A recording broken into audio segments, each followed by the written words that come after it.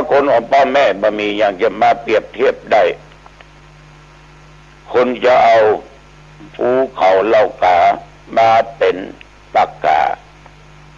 เอาแม่น้ำสมุทรมาเป็นน้ำมึกเอาแผ่นฟ้า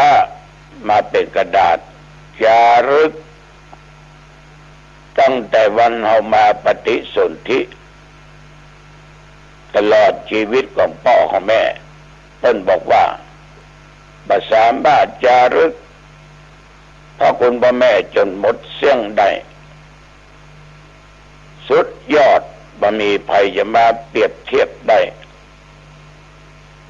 บนเรื่องเขาบอกว่ากินบอกว่าใจบอกสิ่งของที่อยู่ที่อาศัยดูแลรักษาโรคทำทุกสิ่งทุกอย่างเพื่อลูกเต้าฉะนั้นทุกคนจึงเป็นหนี้พ่อแม่ตายอย่างตมาภาพแม่ตายได้30 กว่าปีพ่อตายได้10 กว่าปีเอาก็ยังเป็นหนี้บุญคุณของพ่อแม่ง่ายๆก็คือทำตัวเป็นคนดีเป็นลูกที่ดีของพ่อของแม่ก็เป็นการทดแทนพระคุณเป็นการใช้หนี้ฉะนั้นญาติโยมหนี้สินตัวเนี้ย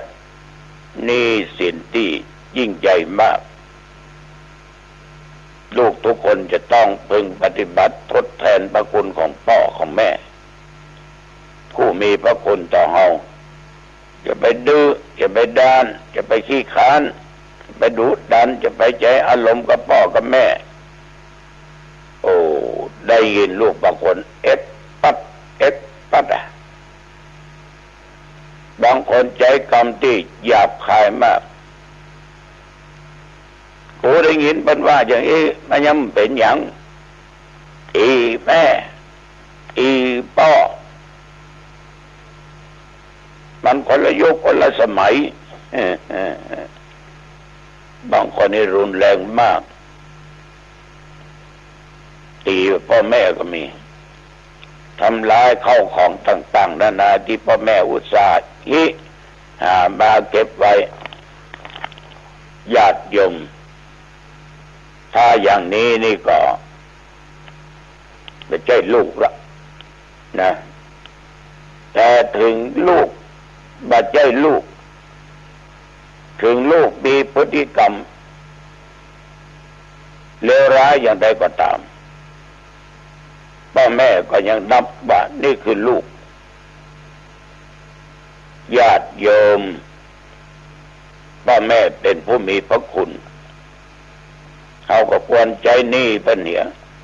มีชีวิตก็เลี้ยงดูพ่อก้อยเปิ้นเวลาเจ็บไข้ได้ป่วยการนุ่งการอมการไปหันไปนี่ไปกระทำบุญสุนทานไปไหว้พระสวดมนต์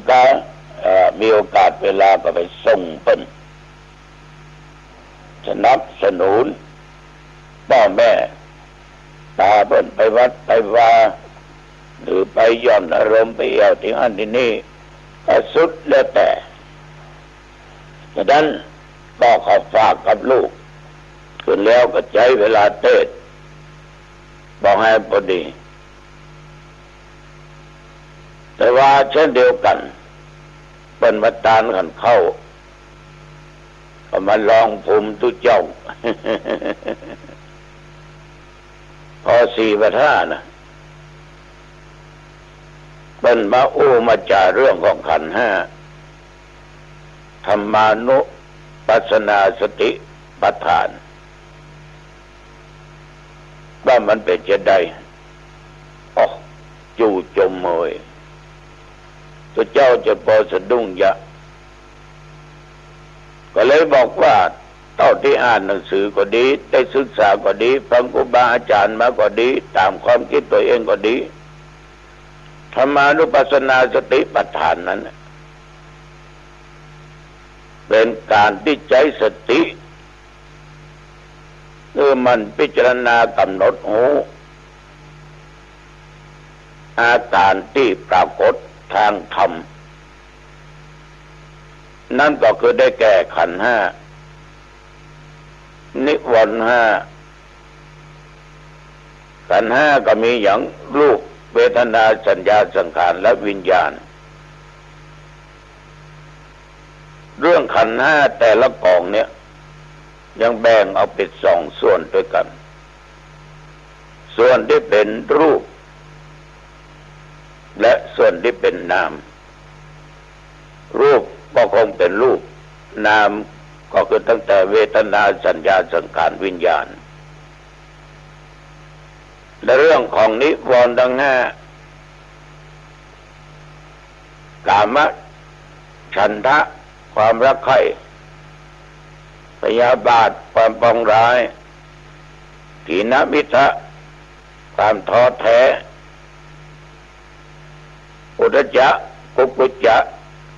ความฟุ้งซ่านวิจิกิจฉาความสงสัยความลังเลใจก็นั่งนั่งตอบโดยย่อโดยสังเขปเพิ่นก็จะถามไปนักแต่พอดีก็มีคนอื่นเข้ามาอีกก็มานั่งนั่งจากันฉะนั้นญาติโยมท่านผู้ฟังทั้งหลายมันนับว่าเป็นสิ่งที่ดีนะ